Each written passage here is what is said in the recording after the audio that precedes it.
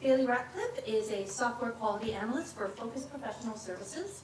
His current consulting contract through Focus is with Van City, where he has been working for the past 3 years.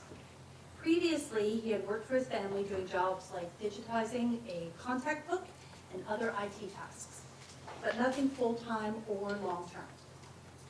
Ask you 2 questions. Now, Bailey, how did you find your current job? Well, I went to a job fair that was specifically for individuals on the spectrum.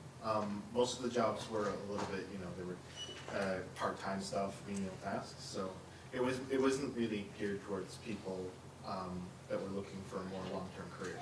But there was a man from Van City that was there, and there were a lot of people going for this job. So it was a guy in a back room doing IT stuff, and I'm like, that's perfect for me. When I talked to the guy, he said, a lot of people want this job. But he handed me the card of Carol Simpson. Oh, there she is. Handed me the card of Carol Simpson and said, this lady has a startup, and this might be something that you're interested in. So they said it was an IT startup. I didn't hear anything else about it. I was just told IT startup. I was like, oh, great. So I went home and I looked on the website, put in an application, got a call back, went through the process, and Carol was very accommodating through the process, so this wasn't a normal interview, and I didn't botch it. So that's great. Now, how did you prepare for your job? Well, Focus provided me with training.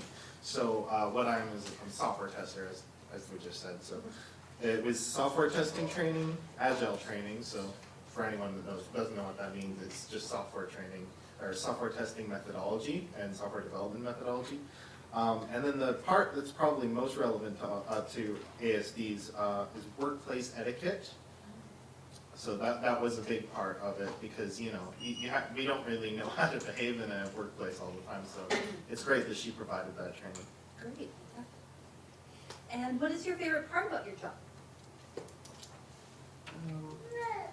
Well, I just like the feeling of having a full-time job and having a routine to stick to, as well as having the independence and the financial independence is really good.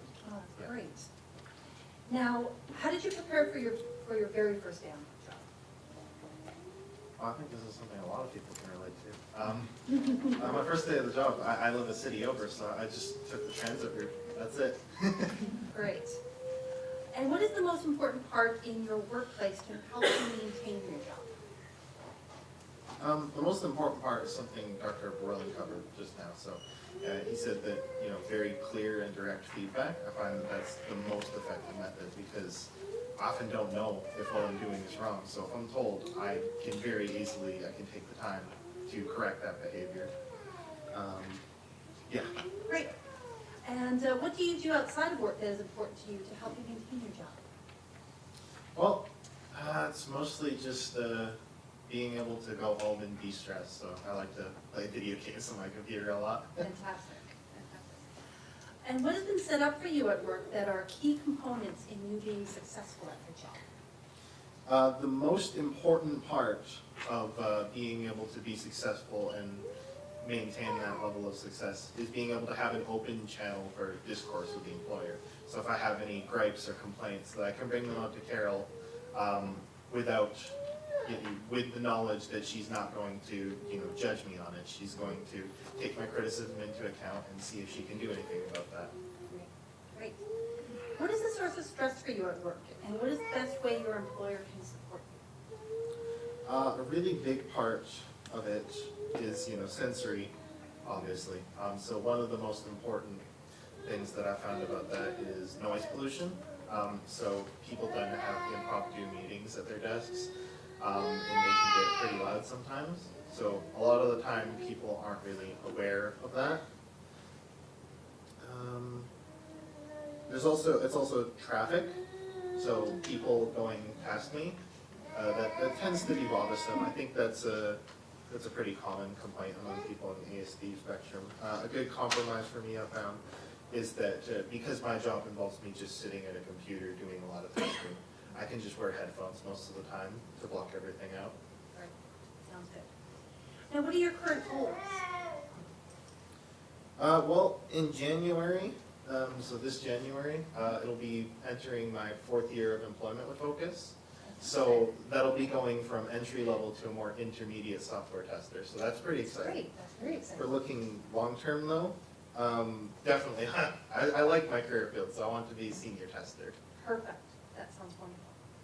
What does having this job mean to you? What difference has it made in your life? Well, as I touched on earlier, it allows me to have a level of independence where I don't really need to rely on anyone.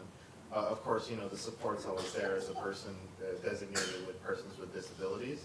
So it's always there if I need it, but the fact that I don't have to rely on it is very important to me. And I was able to, obviously, after getting the job, I was able to move out of my mother's home, and I was able to start my own life, so that was very good. That's great.